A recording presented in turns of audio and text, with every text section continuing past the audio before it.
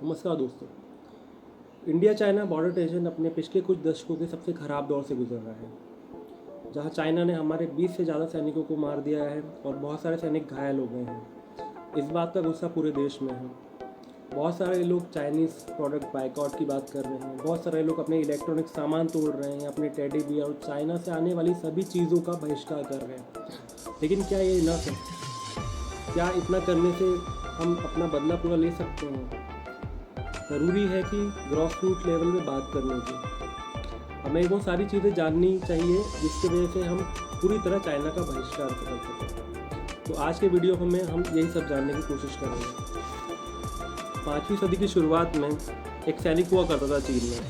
उसने the art of war नाम की किताब लिखी और उस किताब में उसने ये लिखा कि हमारे पड़ोसी देशों के साथ में हमारे कैसे संबंध होने चाहिए, हमें कैसे उनसे डील किया जाना चाहिए।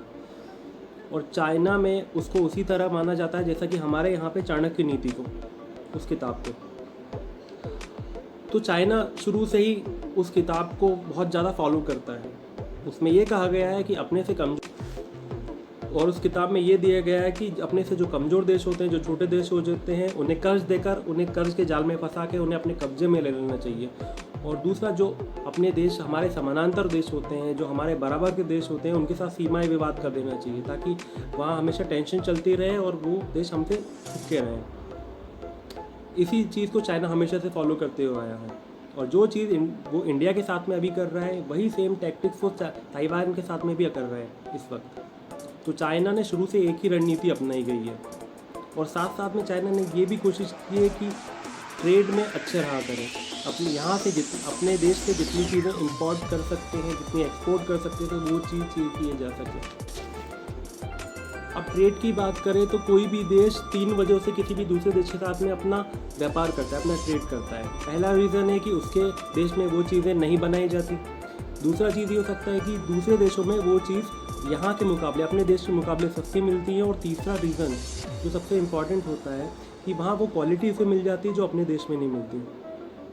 ये बहुत लॉजिक रीज़न है, इससे सभी लोग वाकिफ़ हैं। लेकिन क्या चाइना ये करता है? नहीं। चाइना बहुत अच्छा एक्सपोर्टर है, लेकिन उतना ही बुरा इम्पोर्टर है। चाइना क्लोन बनाता है। दुनिया में इस वक्त सबसे बड़ी जो सोशल नेटवर्किंग साइट्स हैं, फेसबुक, यूट्यूब, इंस्टाग्राम और ट्विटर, इन चारों को चाइना ने इन चारों का बहिष्कार कर दिया है। और इन चारों चीज़ों की कॉपी, क्लोन अपने ही देश में बना के वो यहाँ यूज़ करता है। सारे चीज़ें, सारे पैटर्न, सारे चीज़ वही होती है, बट वो उसे अपने देश में बनाता है। तो चाइना की ये टैक्टिक्स रही हैं शुरू से।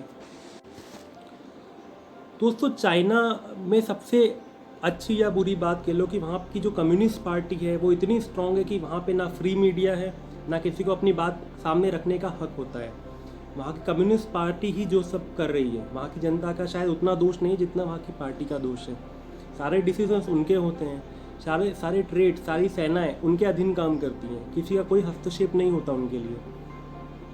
अब इस बात को अच्छा कह लीजिए या बुरा कह लीजिए, लेकिन चाइना ने शुरू से एक ही रणनीति अपनाई है कि हमारे यहाँ से जितनी चीज़ें एक्सपोर्ट होगी उसका 1% भी इंपोर्ट नहीं होगा। वो सारी चीज़ें, सारी अथॉरिटी अपने हाथ में ले लेती हैं। दोस्तों, चाइना ने शुरू से ही डेप्थ रणनीति को अपनाया है। इस रणनीति के तहत उसने छोटे और गरीब देशों को भी नहीं बख्शा है। जैसे अफ्रीका, उसने अफ्रीका के कई देशों को लोन दिया ब्रिज बनाने के लिए, डैम्स बनाने के लिए, फैक्ट्रीज ओपन करने के लिए, और बहुत भारी रेट से उन्होंने वो लोन दिया उसको। वो जानते थे कि वो वापस नहीं कर पाएंगे इस लोन को, इसलिए कुछ टाइम बाद जब वो उन्हें वापस नहीं कर पाते हैं तो वो वहाँ की सारी ज़मीन को अपने अधीन कर लेती हैं। और बहुत सारे ऐसे आइलैंड होते हैं जिसको वो अपने कब्जे में करने के लिए अपनी सेना को वहाँ भेज देती है और उसका पूरा अधिकार अपने पास कर लेती हैं। तो चाइना की ये स्ट्रैटेजी रही है शुरू से। उसने किसी भी देश को नहीं छोड़ा है, चाहे वो केन्या हो, अफ्रीका हो, बहुत सारे देश, बहुत सारे गरीब देश, जिम्बाब्वे हो। तो उसकी स्ट्रैटेजी हमेशा से यही रही है। और हमें ज़रूरत है उसकी ये सारी टैक्टिक्स समझने की, ताकि अगर हम उसका बहिष्कार कर रहे हैं तो हमें पता होना चाहिए कि हमें क्या क्या करना चाहिए। दोस्तों, चाइना ने अफ्रीकन कंट्रीज़ को भी नहीं छोड़ा। वहाँ की गरीबी का फ़ायदा उठाते हुए वहाँ वो भारी भरकम लोन देते हैं। लोन इसलिए देते हैं ताकि वो लोग वहाँ पे अपने बिजनेसेस स्टार्ट कर सकें, डैम्स बना सकें, बहुत सारी इंडस्ट्री स्टार्ट कर सकें, पुल बना सकें। लेकिन होता क्या है, क्योंकि वो जानते कि वो कंट्री उन्हें उस तय समय में वापस नहीं कर पाएगी लोन, तो आखिरी में ये होता है कि वो उन सारी चीज़ों को अपने कब्जे में ले लेते हैं। ये उसकी स्ट्रैटेजी है, इसे डेब्ट स्ट्रैटेजी कहा जाता है। और इसी तरह अगर उन्हें कोई उस कंट्री में उन्हें कोई आइलैंड पसंद में आता है, या उन्हें कोई सकता है इस आइलैंड पे हमारी हुकूमत होनी चाहिए, तो वो वहाँ पे अपनी सेना को भेज के उस आइलैंड पे पूरी तरह से कब्जा कर लेती है। ये चाइनीज़ स्ट्रैटेजी होती है। तो चाइना सिर्फ एक फील्ड में नहीं, सारी तरह से सारी फील्ड में हर देश के लिए खतरा बनता जा रहा है। और अगर सारे देश एक साथ होकर चाइना का बायकॉट कर दे, एक साथ हो जाए, तो चाइना धीरे धीरे प्रवाहित हो जाएगा, धीरे धीरे चाइना अपनी शक्तियाँ खो देगा। ऊपर से दोस्तों चाइना में जो डिक्टेटरशिप है, इसकी वजह से वहाँ पे ना फ्री मीडिया है, ना कोई अपोजिशन है। आप सोच सकते हैं कि इसी वजह से कोविड-19 जैसी बीमारी जो वहाँ से फैली है, किसी को भी इसके बारे में पता भी नहीं चला था कि क्या हुआ है, कैसे हुआ है। वहाँ के लोग इस बात से बिल्कुल अनजान थे।